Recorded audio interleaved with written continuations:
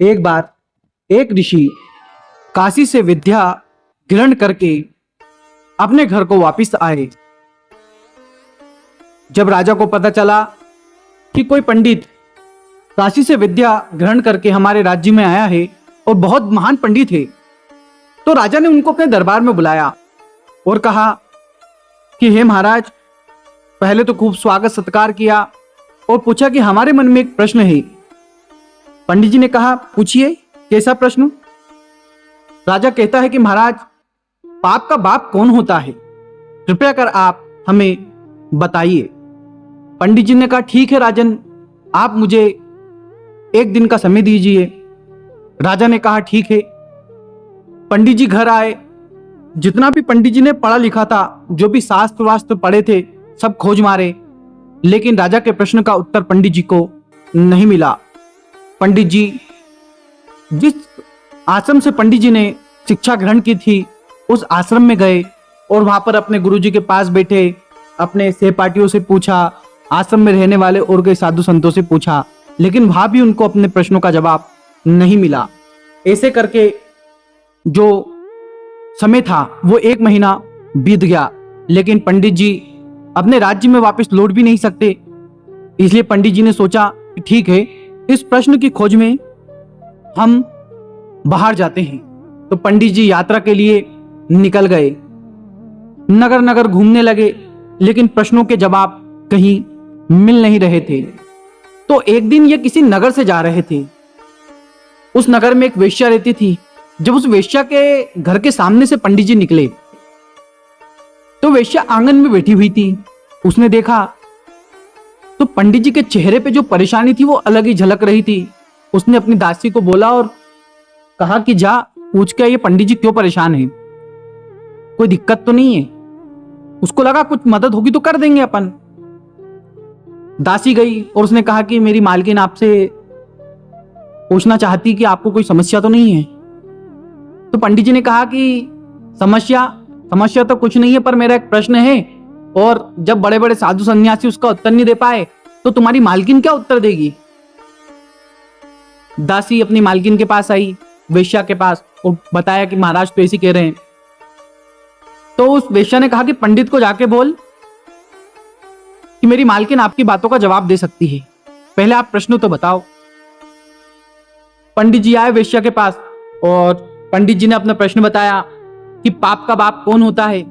पंडित जी का प्रश्न सुनकर वेश्या ने कहा कि इतनी सी बात, इसका जवाब तो मैं आपको दे दूंगी, लेकिन मेरी एक शर्त है। पंडित ने कहा, शर्त कैसी? तो वेश्या ने कहा कि इसके लिए आपको मेरे घर में कुछ दिन रुकना पड़ेगा। जिस दिन मेरा मन होगा उस दिन जवाब दे दूंगी। आप चिंता मत कीजिए, आपके धर्मों को भ्रष्ट नहीं करूंगी। आपके लिए अलग ही रूम है, उसी में आप रहना, आपका भोजन बनाना, खुद खाना। पंडित जी ने कहा कि ठीक है, इतने दिनों से भी तो दर दर भटक रहा हूं, सवालों के जवाब मिल नहीं रहे, तो ठीक है, इसी के यहाँ रहने में क्या मेरा हर्ज जाता है। बढ़िया पंडित जी रहे, अपनी संध्या पूजा करी, खूब भोजन पकाया, खाया और बढ़िया सो गए। ऐसे ही कुछ दिन बीते। एक दिन वो वेश्या आई और उसने कहा कि महाराज जी, मेरे मन में एक भाव उत्पन्न हो रहा है, आपकी सेवा का भाव। पंडित ने पूछा, कैसी सेवा? पंडित जी, मैं चाहती हूँ कि अपने हाथ से बनाकर भोजन तुमको खिलाऊं और प्रतिदिन भोजन करने के बाद 10 स्वर्ण मुद्राएं मैं आपको दे दूं। पंडित ने कहा, यार बात तो सही है, कौन भोजन अपन पकाएंगे और ऊपर से 10 स्वर्ण मुद्रा भी मिल रही है। लेकिन पंडित को मन में लगा कि यार धर्म भ्रष्ट हो रहा है मेरा तो।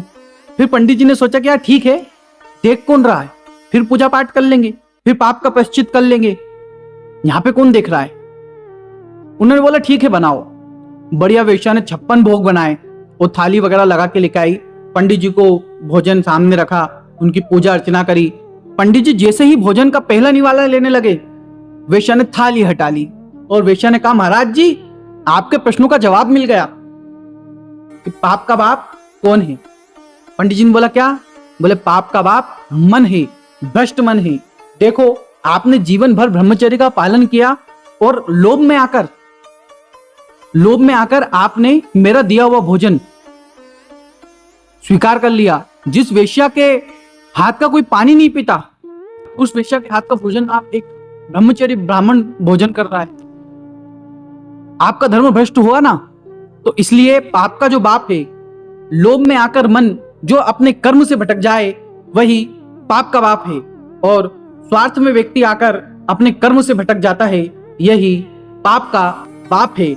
लोभ में आकर व्यक्ति अपने परिवार को धोखा देता है, पराई स्त्री के लोभ में आकर व्यक्ति अपने परिवार से निकट संबंध खराब कर लेता है, यही पाप का बाप है। तो दोस्तों, इस कहानी से हमें यही जानने को मिला कि पाप का बाप कौन है। आशा करता हूं ये कहानी आपको पसंद आई होगी। यदि यह वीडियो आपको अच्छा लगा तो इस वीडियो को अपने जो निकट संबंधी है उनको पाप में पड़ने से बचाएं और इस वीडियो को शेयर अवश्य करें। आशा करता हूं यह वीडियो आपको पसंद आया होगा। यदि यह वीडियो आपको अच्छा लगा तो कमेंट बॉक्स में जय श्री राम लिखना ना भूलें। मिलता हूं किसी नई कहानी में, जब तक के लिए राधे राधे, जय श्री महाकाल।